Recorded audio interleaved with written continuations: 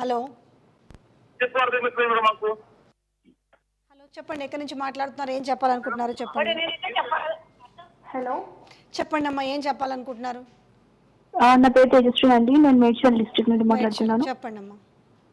అసలు యాక్చువల్లీ వీళ్ళెవరు సరిగా కన్వే చేయట్లేదు. మ్యాటర్ ఏంటంటే, ఫస్ట్ కేసీఆర్ వాళ్ళ ప్రభుత్వం ఉన్నప్పుడు సెప్టెంబర్ లో మాకు టెట్ వచ్చింది. ఆ పేపర్ 2 ఏంటంటే, పేపర్ 2 వాళ్ళకి చాలా టఫ్ వచ్చి 18% మాత్రమే పాస్ అయ్యారు మొత్తం. సో మళ్ళీ డిఎస్సి వెంటనే అనేసరికి కేసీఆర్ వాళ్ళ ప్రభుత్వం గొడవలు ఇదంతా అయిపోయింది. మళ్ళీ టెట్ వీళ్ళు వేశారు. ఇప్పుడు కేసీఆర్ ప్రభుత్వం వెళ్ళిపోయింది, బీఆర్ఎస్ వెళ్ళిపోయింది, కాంగ్రెస్ వచ్చిన తర్వాత టెట్ వేశారు.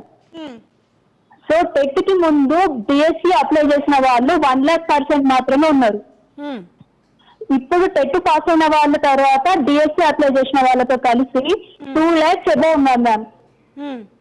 అంటే 1 lakh అబౌవ్ ఉన్నాయి. ఇప్పుడు పోస్ట్ పోన్ కోరుకుంటున్నారు. ఆ విషయం వాళ్ళకి ఎందుకు అర్థం కావట్లేదు? తెలుసండి, కానీ చెయ్యరు.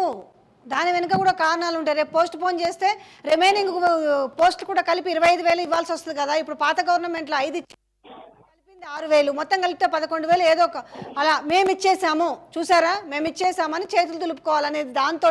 ఇప్పుడు రేపు పోస్ట్ పోన్ చేస్తే ఏమంటారు కదా, మిగతా కూడా కలిపి వేయమని అంటారు. కాబట్టి ఆ మాట మనకెందుకు, ఇప్పుడు చేతులు దులిపేసుకోవాలి. కాబట్టి మీ గోడు వినిపించట్లేదు. మీరు మాట్లాడితే మీరు కిరాయోళ్ళని మాట్లాడుతున్నారు. అదే తలమాసిన వాళ్ళు అది ఇది అనుకుంటూ మాట్లాడుతున్నారు సీఎం కూడా. ఆ దయాకర్ అయితే అసలు ఏం మాట్లాడుతున్నా తనకి ఏం తెలియట్లేదు. ఏదో ఒక వీడియో రిలీజ్ చేస్తున్నారు ఇష్టం వచ్చినట్టుగా. అసలు వీళ్ళకి సబ్జెక్ట్ మీద అవగాహన లేదు, చెప్పే వాళ్ళని అర్థం చేసుకోవట్లేదు. పోలీసులను పెట్టి అసలు ఇప్పుడు వాళ్ళు జాబ్ క్యాలెండర్ రిలీజ్ చేస్తా అంటున్నారు కదా, దాంట్లో కూడా మాక్సిమం పోలీస్ జాబ్సే ఉంటాయి. డిఎస్సి వాళ్ళకి చాలా తక్కువ ఉంటాయి. అవే చేస్తారు, ఎందుకంటే మొత్తం పోలీసు రాజ్యం అయిపోయింది. అలా ఉంది ఇప్పుడు వీళ్ళతోని. పడకండి, ధైర్యంగా ఉండండి, మీ పోరాటం మీరు చేయండి. అదొక్కటే ఇప్పుడు చెప్పగలిగే మాట. మీకు సపోర్ట్గా ఉంటాము. Okay, thank you so much. Calling ఈ రోజుకు స్టాప్ చేద్దాము. ఎందుకంటే చాలా మంది ఇదే డిఎస్సి పోస్ట్ పోన్ చేయాలంటున్నారు. సో హలో హలో చెప్పండి, ఏం చెప్పాలనుకుంటున్నారో చెప్పండి. మేడం, మరి వరంగల్ నుంచి మాట్లాడుతున్నాం మేడం. చెప్పండి, ఏం చెప్పాలనుకుంటున్నారు. నేను డిఎస్సికి ప్రిపేర్ అవుతున్నా. మా ఇంట్లో మేము ముగ్గురం ఉన్నాం మేడం. డిఎస్సికి ప్రిపేర్ అవుతున్నా, గ్రూప్ ప్రిపేర్ అవుతాం అనుకుంటున్నాం, గ్రూప్ 3 ప్రిపేర్ అవుతాం అనుకుంటున్నాం. గ్రూప్ 1 మొన్న రీసెంట్ గా రాసాము, హెచ్డబ్ల్యూ రాసాము. ఒక్క పరీక్షకైనా కనీసం ఒక నెల 15 రోజులు టైం లేకుండా వీళ్ళు నోటీస్ రిలీజ్ చేసి డేట్స్ అన్ని వీళ్ళు ఏ గవర్నమెంట్ ఫామ్ చేస్తారు మేడం? బ్రిటిష్ వాళ్ళన్నా ఇంత దారుణంగా ఫామ్ చేయదు. ఏంటంటే, హలో చెప్పండి, వింటున్నాం. ఒక్కదానికి ఒకదానికి సంబంధం లేకుండా, నెల రోజులు టైం లేకుండా వీళ్ళు టైం టేబుల్ రిలీజ్ చేసి గవర్నమెంట్ మేము దేశం పెడతాం రాయాలని అంటే గుడ్డు మీద కత్తి పెట్టి రాస్తారా అని చెప్పినట్టుగా ఉన్నది వీళ్ళ వ్యవహారం.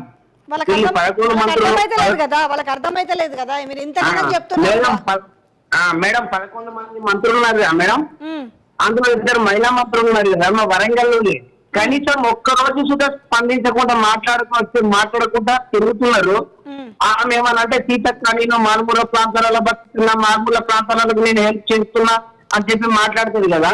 డిఎస్సి రాసే అభ్యర్థులు ఎక్కడైనా పల్లెటూర్ల నుంచి టీచర్ కావాలని కోరుకుంటారా, టీచర్ల కొడుకులు బిడ్డలు టీచర్లు కావాలని కోరుకుంటారా? హలో మేడం, ఒక్కదానికి ఒక నెల రోజు టైం లేకుండా ఏం చెప్పాలనుకుంటున్నారు? గట్టిగా చెప్పండి, ప్రభుత్వానికి కళ్ళు తెరుచుకునేలా. మేడం ఒకటే నా విజ్ఞప్తి ఏంటంటే, రేవంత్ రెడ్డి సార్ గారికి ప్రతి 10 మంది ఉన్న మంత్రులకి నా ఒకటే విజ్ఞప్తి మేడం. మా ఇంట్లోనే 3-4 ఉన్నాం. దయచేసి వాళ్ళకి దండం పెట్టి చెప్తున్నా.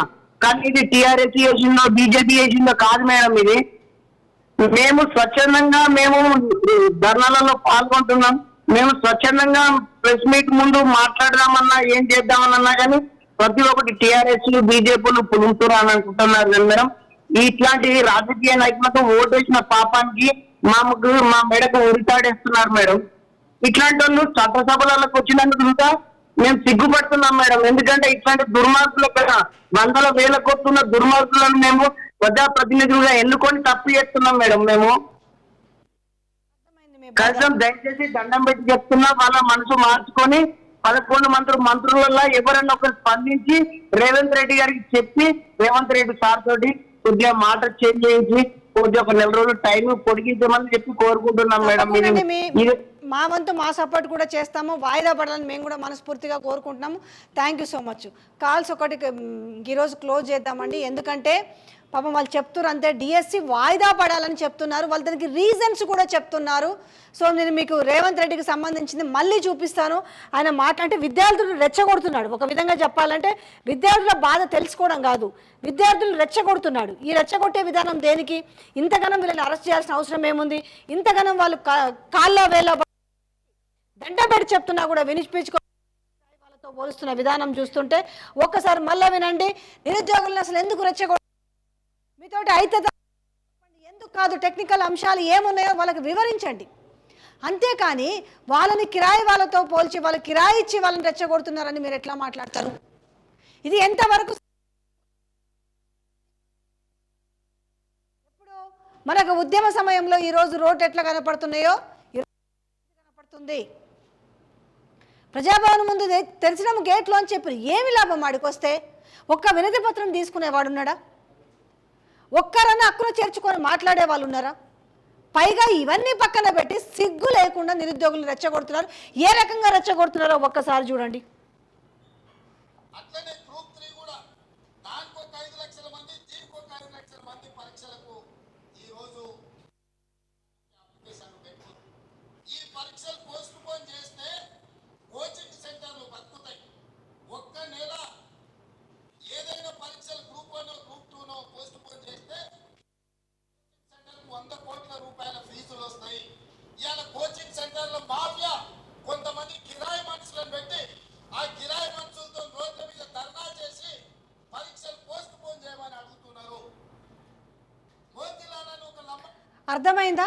మీరు ఇంతగానం చేస్తున్నారంటే పోస్ట్ పోన్ చెయ్యలేము, ఏ పరిస్థితుల్లో చేయలేకపోతున్నామన్న విషయాన్ని కనీసం చెప్తున్నారా? స్వయాన తెలంగాణ ముఖ్యమంత్రి ఎంత ఫకరెక్కిన మాటలు అనాలి పెట్టి చెప్పండి. నిజంగా ఎంత రెచ్చగొట్టే మాటలు ఇవి. వాళ్ళు ఒక ఆవేదనతో ఉన్నారు. ఆ ఆవేదనతో వాళ్ళు ఏమన్నా చేసుకుంటే ఎవరి మీద తోద్దామనుకుంటున్నారు మీరు? ఇది ఏదన్నా ఆవేశంలో ఉన్న పిల్లలకి వాళ్ళని సావధానపరచడానికి, వాళ్ళని కనీసం కొంత వాళ్ళని కంట్రోల్ చేయడానికి కొంచెమన్నా మీకు మనసు లేదా? మీకు ఒక బిడ్డ ఉంది కదా, ఇదేనా పద్ధతి? రోడ్ల మీదకి వచ్చి ఆడబిడ్డలు ఆ పిల్లలందరూ కూడా వచ్చి తిండి తిప్పలు నీళ్లు లేక అవస్థ పడుతుంటే మీకు కిరాయిగాల లెక్క కనపడుతున్నారా? అంటే ఎంత రెచ్చగొట్టుడు ఈ మాటలు! ఎప్పుడన్నా చూసినామా ఈ 10 ఏళ్లలో ఇంతగనమా? చేస్తే చేయి, లేకపోతే లేదు, ఉంటే ఉండు, లేకపోతే ఊడితే ఊడన్నట్టుగా నువ్వేమైనా చెప్పదలుచుకుంటే చెప్పు. ఇది కాదు, మేము ఈ నేపథ్యంలో మేము దీన్ని వాయిదా వేయలేము, మేము పెడతామని చెప్పు. కానీ మీరు బీఆర్ఎస్ వాళ్ళపైన, ఇటు కోచింగ్ సెంటర్ల పైన మీరు నెపం నెట్టి వాళ్ళ జీవితాలతో ఆడుకోవాలనుకుంటున్నారా? రేపు వాళ్ళకి ఏమన్నా జరిగితే ఎవరు బాధ్యులు? ఆ కన్న తల్లిదండ్రుల గోస ఎవరు తీరుస్తారు? ఇలా వాళ్ళకి ఏం చేయాలో అర్థమవుతలేదు, ఎక్కడికి పోవాలో అర్థమవుతలేదు, ఏం చెప్పుకోవాలో అర్థమవుతలేదు. గ్రూప్లల్లో సూసైడ్ నోట్స్ పెట్టుకుంటున్నారు వాళ్ళు.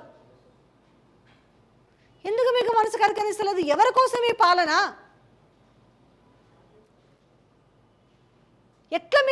ఎట్లా మనసు వస్తుంది?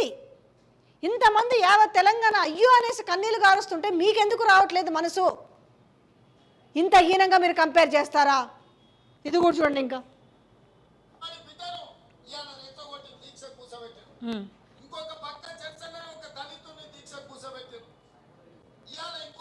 మీకు ఇవాళ బక్క జర్సన్ అనే వ్యక్తి ఇవాళ గుర్తుకొచ్చిండా? ఆయన ఏమన్నారు చూడు, ఏదో లీడర్ అని మాట్లాడితే బక్కా జర్సన్ పోరాటం చేస్తున్నాడు. అయ్యాల ఎవరిస్తే చేసిరు? కాంగ్రెస్ పార్టీలో ఉండి బీఆర్ఎస్ పార్టీ పైన పోరాటం చేస్తుంటే ఎంత కొన్నారు ఆయనకు? ఎన్ని లెక్కలు కట్టించారు? ఎంత కిరాయి ఇచ్చారు జర్సన్కి? ఆ రోజు డ్రగ్స్ కానించి మొదలు పెడితే ప్రతి ఒక్క అంశం పైన ఈరోజు మహేందర్ రెడ్డి లాంటి వ్యక్తులు వద్దు వాళ్ళని మళ్ళీ తీసేయండి అని చెబితే తీసుకెళ్ళి సస్పెండ్ చేసిర్రే. మరి మీ దిక్కు మాట్లాడుతున్నప్పుడు ఆ రోజు పైసలు ఇచ్చిరా?